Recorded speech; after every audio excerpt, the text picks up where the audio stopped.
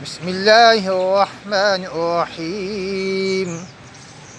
لله ما في السماوات وما في الأرض، وإن تبدوا ما في أنفسكم أو تخفوه يحاسبكم به الله، فيغفر لمن يشاء ويعذب من يشاء، والله على كل شيء قدير.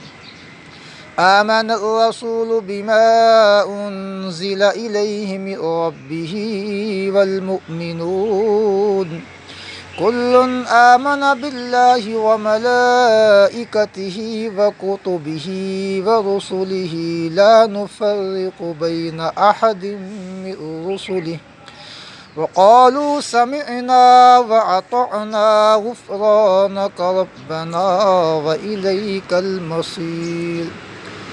لا يكلف الله نفسا إلا وسعها، لها ما كسبت وعليها ما اكتسبت.